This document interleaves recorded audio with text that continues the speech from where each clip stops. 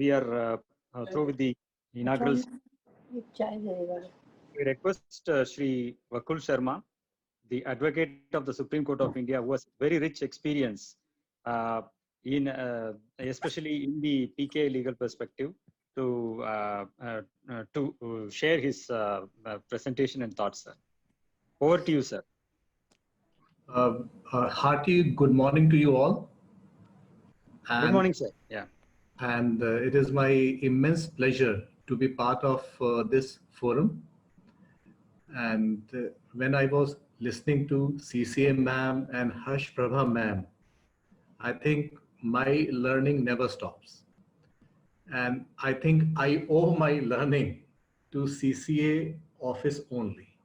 I think for the last 17 years, I have been seeing the kind of changes which have been brought in a form of rules, the kind of changes which have been brought in by a number of regulations. I mean, it is simply mind-boggling. One thing which I have seen and which I have learned, that CCA office is one of the most unsung offices in the central government. The kind of work and in fact the breadth of work which they have been doing is immense, and their contribution is also from the point of view of let us say digitization, from the point of view of providing the authenticity, is, let us say, extremely important. I'm going to share a presentation, and in fact it is a very short presentation. So you have to give me screen sharing access. So if you can give me a screen sharing access, I can share my presentation, and then I can, let us say, go from one slide to the next.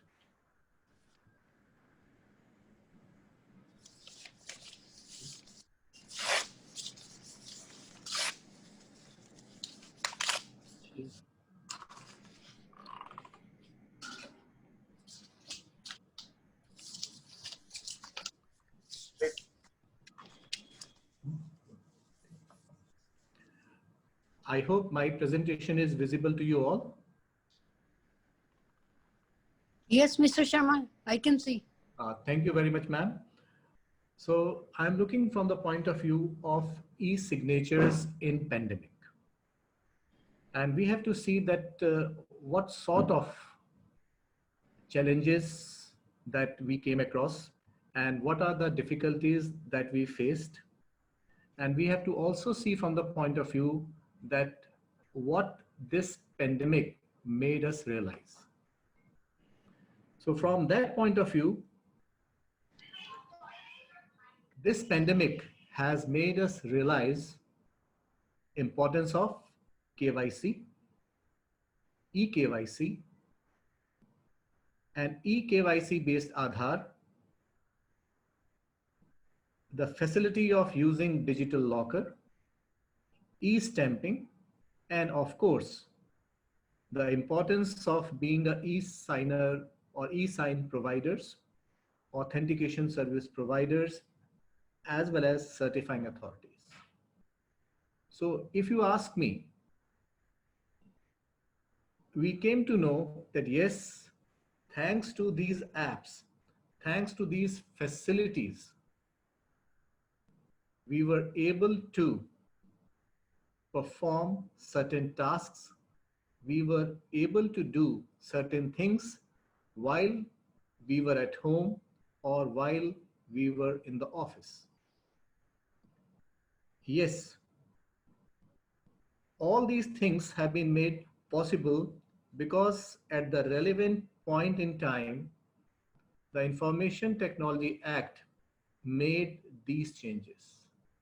So I will say the IT Act has been a visionary from this point of view. Sir, can I interrupt you? eKYC based Aadhaar was introduced many years back. The facility of digital locker was introduced many years back. So all these things came to our rescue at the time of our needs.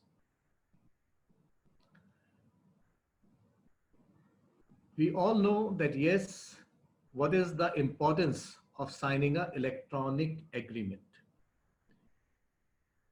We also came to realize that in this time of pandemic, how an electronic agreement can be executed.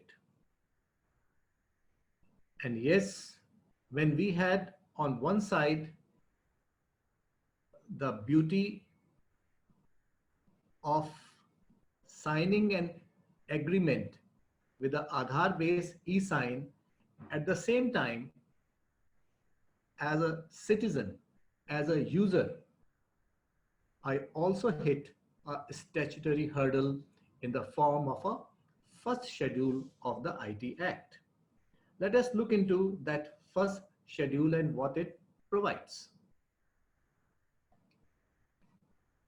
So the first schedule has provided us few things, that yes, there are certain limitations. What I can do, what I cannot do. So what it says, a negotiable instrument other than a check cannot be executed in an electronic form.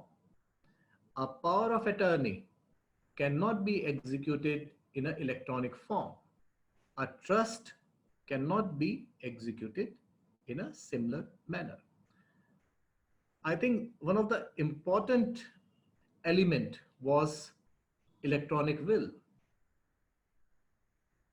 Most of us have their parents, and the parents cannot go out, cannot go to the registrar office to register their wills. And unless and until an electronic will is defined and accepted as a legal instrument, so this is a kind of a difficulty that was faced. Similarly, the sale of conveyance of immovable property or creating any interest in such property. I think here, not only the buying and selling, but also from the point of view of banks, from the point of view of creating electronic mortgage, hypothecation, all these kind of difficulties faced by other institutions as well.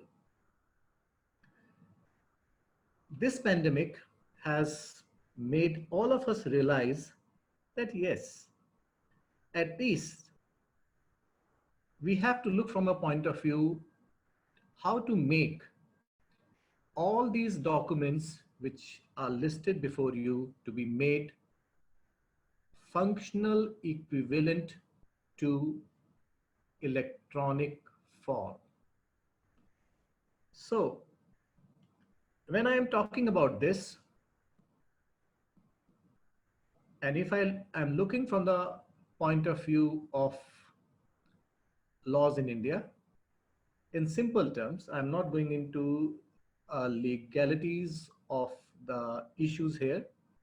There are 4 limbs of legal validity with respect to a document or an instrument. That a document is to be executed, a stamp duty has to be paid, the document has to be registered, and also we are looking from the point of view of whether that document is applicable or it is not debarred or is a part of a negative list in any other or under any other enactment or law for the time being in force. So as a legal person, these are the kind of requirement I would like to see, and from that point of view, every department, every department of the government, whether it is a banking institution, whether it is a passport office, or whether a revenue department, they would first look from these four limbs before granting a validity to a electronic agreement.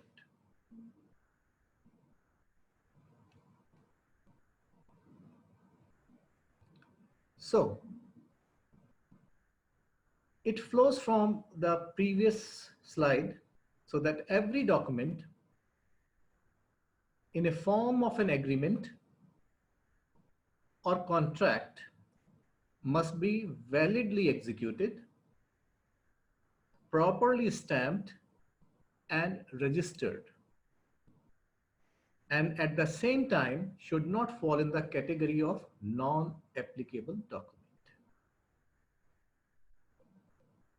When I'm looking from the point of view of DSCs, e-signatures, or Aadhaar-based e-signatures, yes, there's a valid execution of an electronic record. But I will hit at the hurdle when it comes to whether it is being properly stamped or not. Most of the states have got their respective stamp enactments. I have been told that in certain cases, with certain states, the concept of e-stamping is gaining ground. If we are looking from the point of view of e-stamping, then we should also be looking into the registration aspects of it. And at the same time, the first schedule, which I have mentioned to you, and the various documents which are being listed in the first schedule of the IT Act, we may have to relook those set of documents.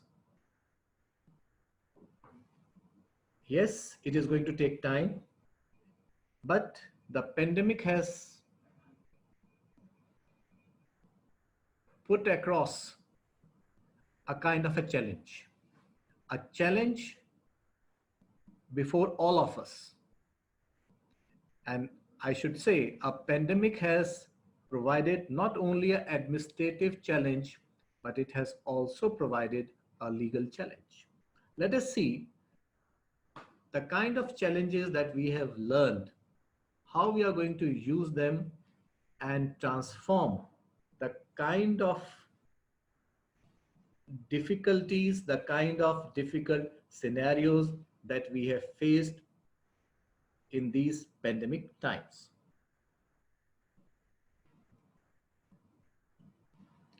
As I have said, the all agreements in electronic form cannot be seen as functional equivalent to agreements which existed in a physical form. So execution validity and all these aspects have to be seen, and these issues have to be taken into consideration when we are providing a some mechanism, and that some mechanism is going to be legal validity.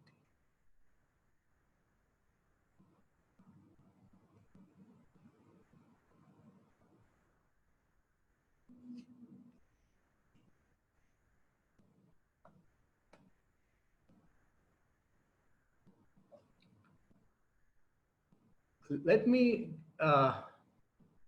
put across to you what is exactly meant by the term functional equivalence.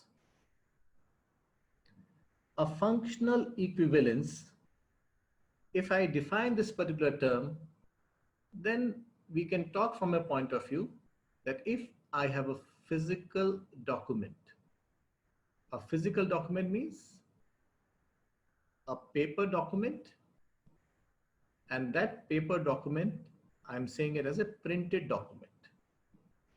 If I have the same printed document, same in every aspect, in an electronic form, then I will call as a functional equivalent to the physical record.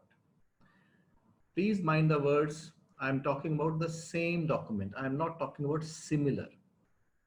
So it is functional equivalence is not about similarity. That means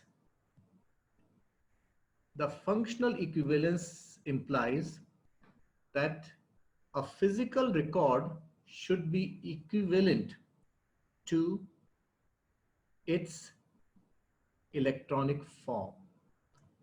And only then there is a legal parity between both the documents, means its physical form and electronic form. And if there is a legal parity, then there is a legal recognition and enforcement of the same.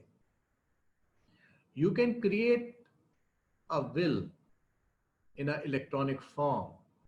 You can get it digitally signed also. You can get the witnesses, two witnesses to sign that digitally created will. But the issue is whether it would be seen as a functional equivalent to a physical will or a will that is in a physical form. The answer is no. Why? Because of the simple fact that the will is defined as a document under the first schedule of the IT Act, where such kind of instruments are not legally recognized. If they are not legally recognized, they cannot be enforced before the court of law. So this is one aspect, and which I say, or which I define it as a legal parity should be considered.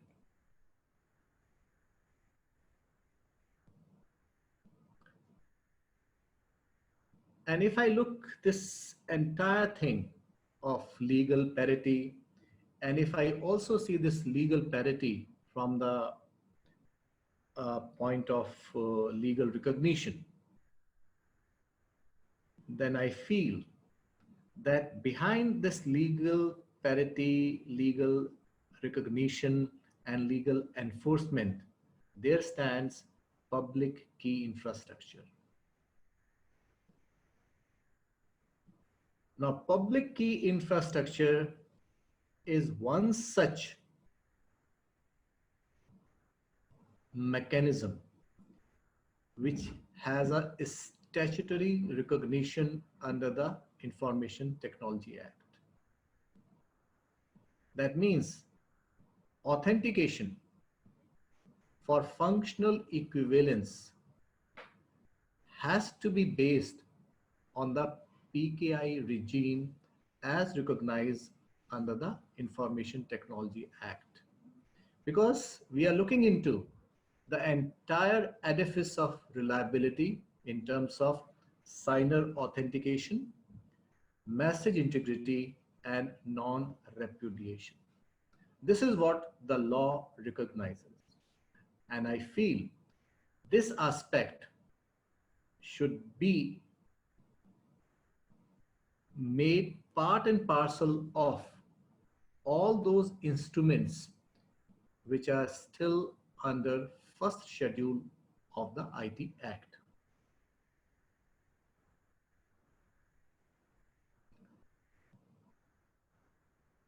Why? The question is that I am asking myself that why PKI?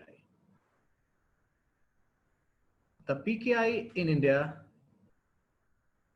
and I will say a statutory recognition to PKI in India is 20 years old. And the controller of certifying authority is at the apex of PKI. This is a kind of a continuity that law recognizes. This is a continuity where the government comes into picture. And the government means the central government, the federal government. And I believe that since the PKI is backed by a statutory regime, it has added to the stability of the entire system. And it is one of the ways which has provided a kind of commercial viability as well.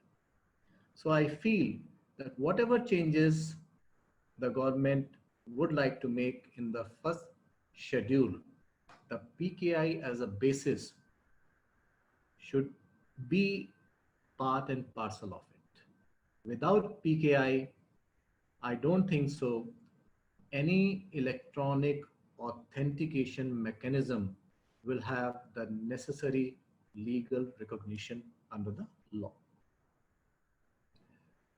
So just to finish my presentation, this is the last slide. We have to see that PKI is a visionary concept.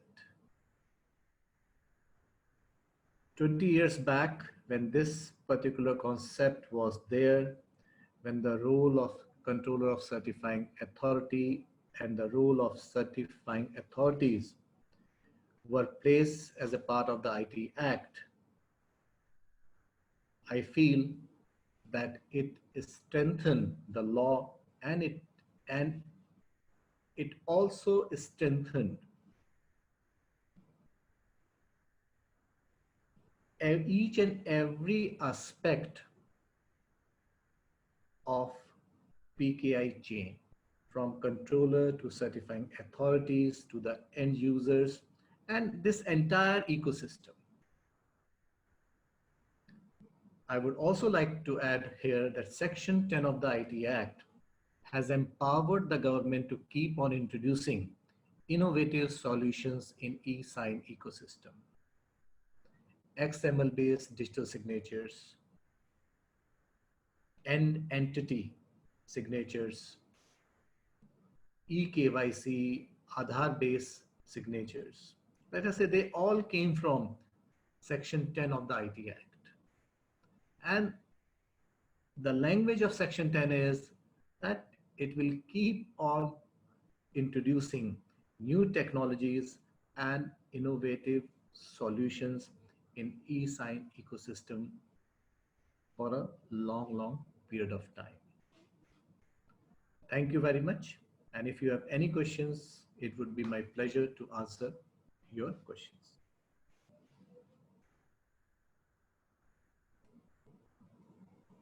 Thank you, sir. Thank you for your wonderful speech, as well as giving us the perspective, including the historical perspective and the strengths of the Indian IT Act with respect to PKI.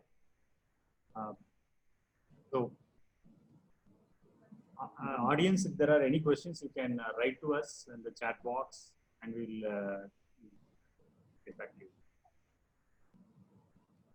Sir, there is one question from Mr. Punit Walia. There is a difference between digital signature and electronic signature from the legal perspective is what?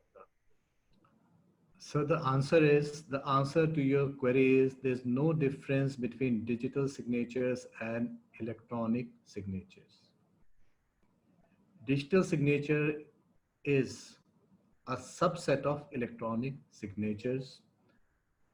There's a difference in name only. And under the IT Act, both digital and electronic signatures have been recognized.